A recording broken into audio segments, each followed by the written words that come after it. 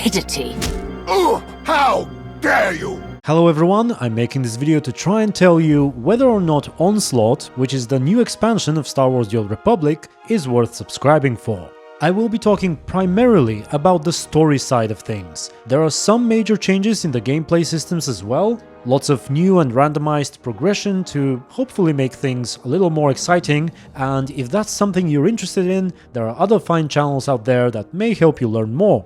But here we shall be discussing the story. We'll start off spoiler-free, and we may eventually move into spoilers, but I'll warn you if that happens. So first off, is it any good? Well, for me it started kind of wobbly, but then it got better. And the reason for that is the fact that I played the Republic story first, followed by another Republic walkthrough as a SWTOR, and then went over to the Empire. And yes, the Empire side story is better in this expansion. This is of course my opinion, but I think they have both more intriguing story and characters, and better and more interesting choices to make. And this is even more obvious when you compare the SWTOR paths. One thing I suppose stands out, and that's the SWTOR ending in case you actually refuse to do any sabotaging. What I didn't like about it is that the quote master character on both sides reveals themselves regardless of the fact that you didn't do anything to help them, and they still share all of their secrets and plans with you. But other than that, I'd say the story is competently made, and it's a worthy continuation of the Jedi Under Siege chapter, which I also enjoyed. I think I'll get into spoilers a little bit later and tell you exactly what I liked and didn't, but first let's talk about the length. I've heard many people voice their complaints about the story content being simply too short, and that is potentially true. There is, in my opinion, enough quantity and quality variation between the Republic and Empire versions, the Loyalist and SWTOR versions, especially for the Empire, the different choices and outcomes you can get, once again especially for the Empire, some extra little bits of dialogue you can achieve by playing certain classes. For example, the Inquisitor gets a couple of good moments, the Bounty Hunter and the Sith Warrior as well, and of course, most of all, the Jedi Knight with the returning companions. So all in all, if you have a lot of characters on both factions with different alignments, romances, loyalties and so on, I'm sure you can get a decent mileage out of this expansion. In fact, I would go as far as to suggest that Onslaught is the most replayable Star Wars The Old Republic piece of content since the vanilla storylines, which of course are still on top of that list. But with all that said, if you only play one character, or maybe two, but there isn't that much of a difference between them, for example they're both Imperial Loyalists or something, then yes, I'd say the expansion is likely too short to subscribe for, and that is especially if you're only in it for the story. On the other hand, if you're like me and you have a lot of different characters, I would definitely recommend you give it a try. And I think that concludes the spoiler-free section. Let us now move on to the spoilers. Where should I begin? Let's talk about the return of Qi'ra and Scourge. Well, it's finally happened. We've waited for so many years to get to this point, and I've somewhat mixed feelings about it, though mostly positive. What I don't like is that we may get another return of the Sith Emperor in some kind of new form, and I hope that's not the case. I'd much rather we face a corrupted version of Satil Shan or something than having yet another Emperor once again. I think him ending with Valkorion was fine, and I'm just content to move on to something else. At the same time, Qi'ra and Scourge both were instrumental when it came to dealing with the Emperor in the main story of the Jedi Knight, and both are tied closely to him, so if you want characters that can make his encounter more interesting, that would be those two. And now that we have them back, I guess it makes sense to go against him once again, perhaps?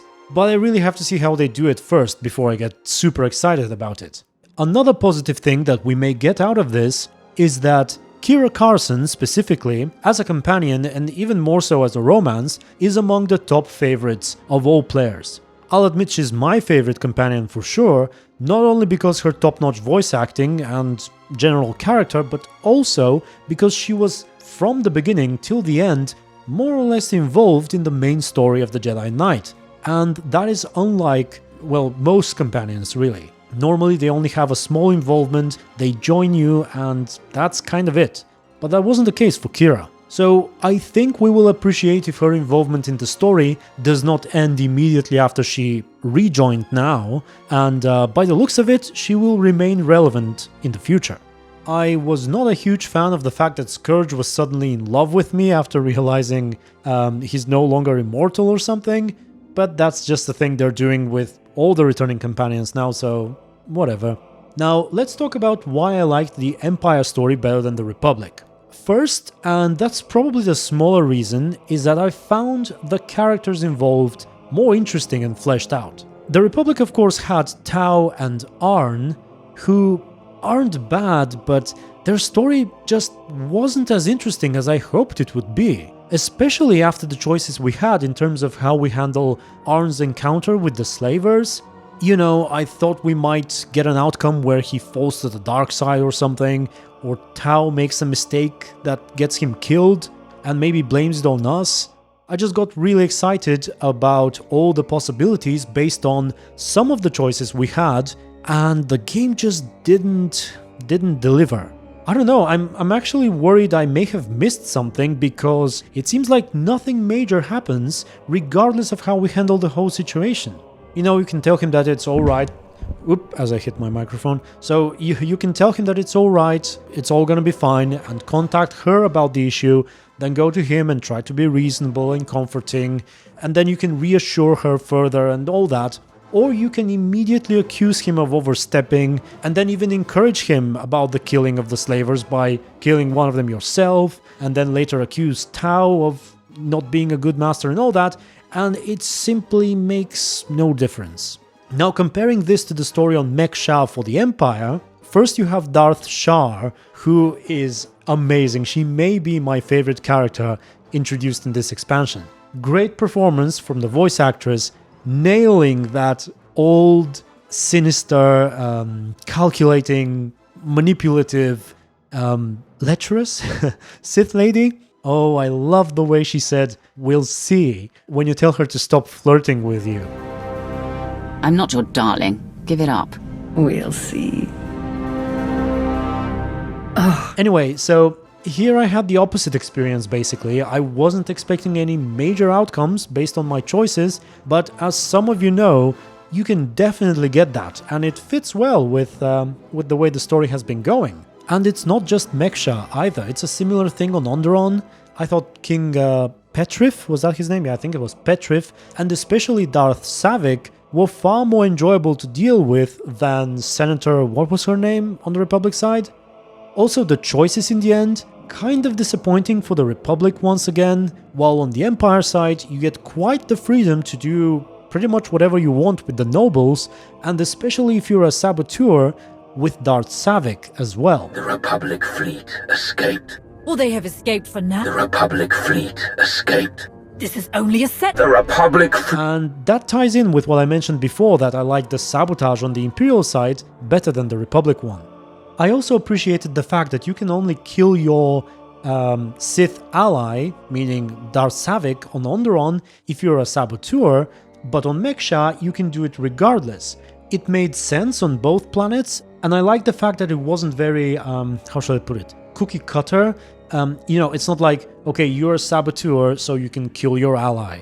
No, on the first planet it made sense only if you're a saboteur, and on the second planet it doesn't matter. So I like the fact that it wasn't very predictable in that way. I'm not sure if I made sense with the last sentence, but I hope you guys got what I mean. Alright, should we talk about bugs? There were several ones that I think shouldn't have made it into the release. The quote, ghost of the dead Theron Shan, for example, can appear on several occasions. The Alliance remains a force to be reckoned with. Yeah, even so. Can't help but feel like we didn't win our share this time around. Not used to that feeling. No one wins every fight. I guess not. Shall we stop by the cantina? On one of my characters, and I'm sad I didn't record it, he even showed up in addition to the living Theron Shan. I've no idea what happened there. Theron was alive, and then suddenly another invisible Theron started talking in the end of the same scene. It was weird.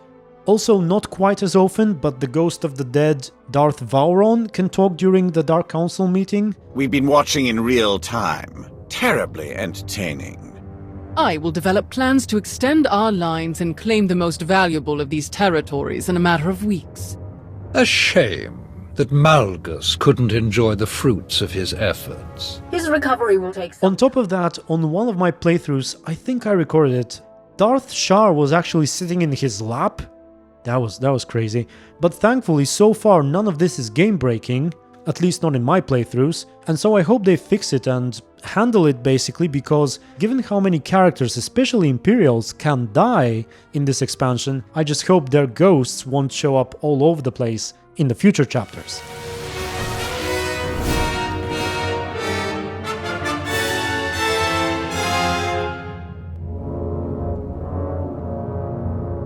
Quite unnecessary. Alright, and I think that was all. I'm feeling optimistic based on what I've seen so far. I only hope they manage to continue in the same fashion. And tell me what you thought. Tell me what you thought of everything. Did you like it? Did you not like it? And why? And I think we're done. Thank you very much for watching. Thank you for your support. And until the next video, stay tuned and be good.